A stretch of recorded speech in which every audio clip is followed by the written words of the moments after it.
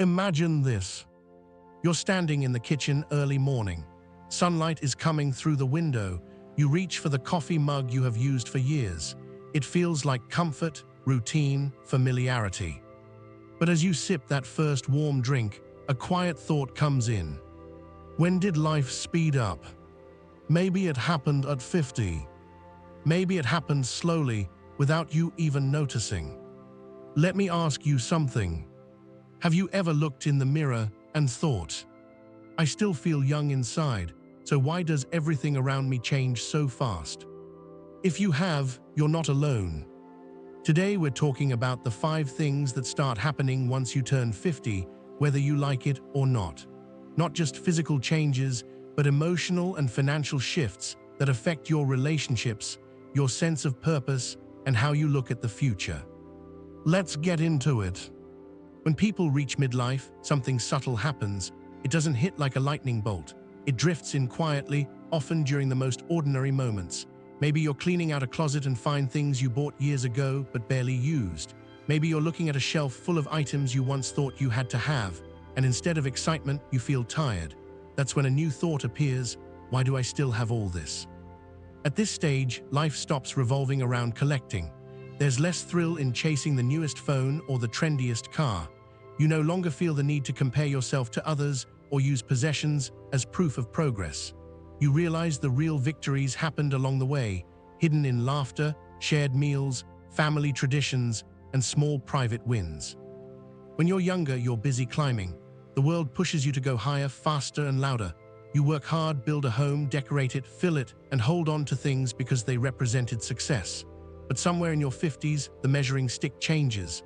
The house doesn't need more objects. It needs more people in it, more memories, more slow Sundays, more easy mornings where you don't rush to meet a deadline or prove anything to anyone.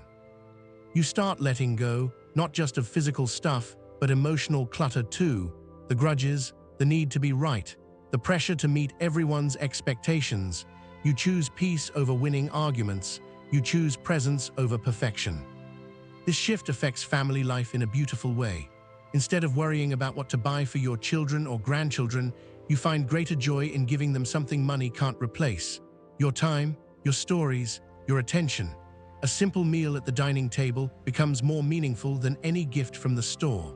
A walk with your spouse or a phone call with your grown child feels more valuable than anything wrapped in a box. You begin to measure wealth differently. A quiet morning coffee becomes priceless. Watching your family laugh feels like the richest reward. You notice you can remember moments more vividly than any possession. Meaning becomes the new luxury, and the truth is, you didn't lose anything. You just traded noise for peace. You traded clutter for clarity. You traded the pursuit of more for the joy of enough. There comes a moment in life when you realize that silence isn't empty. It's full of answers, full of clarity, full of the thoughts you were too busy to hear. When you're younger, noise feels necessary. Music playing in the background, constant conversations, the television on even when no one is watching. Noise becomes proof of activity, of movement, of being busy. It feels like a sign of purpose. Silence, on the other hand, feels uncomfortable. It forces you to be alone with your own thoughts. Somewhere after 50, silence transforms from discomfort into comfort. You don't crave more excitement, you crave more peace. The loud restaurant that used to feel fun now feels overwhelming. You prefer a small cafe where you can actually hear the person you're with. You enjoy early mornings when the world is still quiet. It becomes a kind of luxury, not bought with money, but earned through years of rushing and proving yourself. Silence gives space to process feelings you've pushed aside for decades. You start to understand old memories differently. Conversations you once wished had gone another way begin to make sense. You realize that some things you argued about weren't worth the energy. You notice how much time you spent trying to please people who never understood you, how often you pushed your own needs aside just to avoid conflict. In the quiet, you learn to breathe again. There's a shift in what you pay attention to. The sound of coffee brewing becomes soothing. The wind rustling leaves feels calming. Even the ticking of a clock feels grounding. With less noise, you start to hear the things you never noticed. Your own voice, your intuition, the things you actually want. Relationships benefit from this change. Instead of filling conversations with small talk, you start listening, really listening to your spouse, your children, your closest friends. You speak less but mean more with your words. You choose depth over volume. You don't interrupt as much. You give space. You receive space. There's comfort in simply being together without constant conversation. Silence helps you understand yourself again. That inner voice that was drowned out for years finally returns with clarity and gentleness. You discover that peace isn't found by controlling everything around you. It's found by not letting everything around you control you. Noise demands attention. Silence reveals truth. And with time, you begin to realize that the most meaningful parts of life don't need noise at all. They grow in stillness. Something shifts as you move into your 50s. You stop chasing people who never make space for you. You stop texting first just to keep a conversation alive. Without drama or big announcements, certain relationships begin to fade, almost like old photographs losing color. And you don't fight it anymore because you realize that effort should go both ways. Throughout life, you meet people who are meant for a season. Co-workers you spent every day with, neighbors you talked to over the fence, parents you bonded with while the kids were young. Those relationships mattered at the time, but they were tied to circumstances. When the circumstances change, the relationship often changes too. After 50, you start to see this more clearly. You begin to notice who reaches out because they care and who only calls when they need something. You see the difference between someone who enjoys your company and someone who enjoys what you can do for them. You feel it in how conversations leave you either full or drained. The older you get, the more your heart becomes allergic to emotional exhaustion. There's a deep peace in realizing you don't have to keep everyone in your circle. Your time becomes precious. And you choose to invest it in people who bring calm rather than chaos. You become selective, not out of pride, but out of wisdom. The relationships that stay become stronger. You talk less often, but the connection feels deeper. You don't need constant updates to know someone cares about you. Real friends show up when life hits hard, and you do the same for them. There is comfort in knowing that a short conversation can feel more meaningful than hours with the wrong crowd. Family dynamics shift too. Your adult children start seeing you less as the authority and more as a person with feelings, goals, and dreams. Conversations become softer, warmer. Sometimes you bond more with your grandchildren in a single afternoon than you did with their parents in an entire year of hectic schedules. With fewer relationships, you have more emotional space to give your best to the ones who matter. Love becomes intentional. Friendship becomes choice, not obligation. You stop trying to impress. You start wanting to connect. And in that quiet filtering, you learn a powerful truth.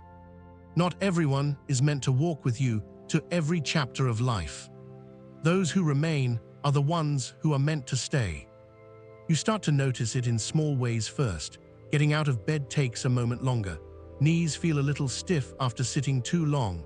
You bend down to pick up something from the floor, and suddenly you're negotiating with your own joints. It happens quietly, almost politely, like your body is tapping you on the shoulder saying, "Hey, slow down a second." At first, you shrug it off. Maybe you blame it on a bad night's sleep or an old injury.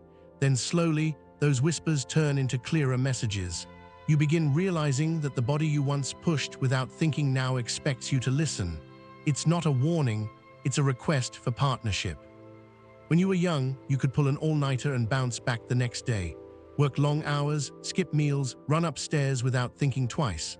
After 50, your body wants more balance. It may be asking for rest, hydration, or simply a kinder pace. You start paying attention to things you once ignored. How certain foods make you feel, how late nights affect your mood, how stress shows up in your shoulders or your back. You also become more aware of your limits, not as a weakness, but as a sign of experience. Instead of proving you can carry all the groceries in one trip, you take two. Instead of exhausting yourself to meet every demand, you start choosing what truly deserves your energy. Your body becomes your teacher, nudging you to prioritize comfort and function over appearance or speed. What surprises many people is that this change often brings emotional clarity. When your body slows down, your mind slows down too. You find yourself taking walks not for exercise, but just to breathe and appreciate the world around you. You stretch in the morning not because it's on a checklist, but because it feels good. Movement becomes something you do to feel alive, not something you do to chase results. There's a special kind of wisdom in this stage. You stop judging your body for changing. You start thanking it for carrying you through every season of life. You begin to see your scars, wrinkles, and aches as proof of everything you've lived through, not signs of decline. Your body isn't giving up. It's inviting you to work with it, not against it. It's saying, "I've taken care of you for years. Now let's take care of each other." Something shifts in the way you think about the future. When you're younger, money represents goals, buying a home, raising children, paying bills, reaching milestones. You work hard because you want more security, more choices, more freedom. But somewhere around 50, the meaning behind money changes. Financial decisions become less about accumulation and more about purpose. You stop thinking, "How much can I make?" and start asking, "What will I leave behind that actually matters?" Legacy becomes less about the size of your bank account and more about the impact of your presence. You begin noticing that the memories your family cherishes most aren't tied to the expensive gifts or big purchases. They remember the pancake breakfasts, the road trips with bad singing, the stories told around the dining table. You realize the moments that shaped your children and grandchildren didn't cost anything, your time did. Maybe you start organizing family photos, writing down stories, or passing down recipes. You find yourself thinking about traditions you want to preserve, a holiday meal you hosted every year, a phrase your kids still tease you about, a habit or value you hope your grandchildren learn even if they never say it out loud. Legacy becomes a choice, not an accident. You may also start reviewing the practical side of things. You want to make life easier for the people you love. You might consider simple financial strategies, keeping documents organized, noting where important information is stored, or creating a basic will. Not because you expect the worst, but because you've seen the stress that confusion can cause families later. You want clarity, not chaos. Love shows up not only in hugs and affection, but also in planning ahead so your family has less to worry about. Legacy also shows up in the small things, how you treat people, how you handle challenges, how you speak to others when no one is watching. Younger family members often absorb your actions more than your advice. They remember how you made them feel. As you reflect on life, you see that the real inheritance you give isn't financial. It's emotional. It's the character you model, the values you live, the relationships you nurture, and the love that remains long after you're gone. Legacy isn't about what you leave for people. It's about what you leave within them. So yes, once you turn 50, things change. But here is the truth no one tells you. Life doesn't get smaller. It becomes sharper, more intentional, more yours. If anything in this video resonated with you, share your story in the comments. What changed for you after turning 50? Your experiences may help someone else feel understood. And if you enjoyed this video, click like and subscribe for more conversations about family, aging, and living your best years with confidence. Thanks for spending time here. You're not getting older. You're getting clear.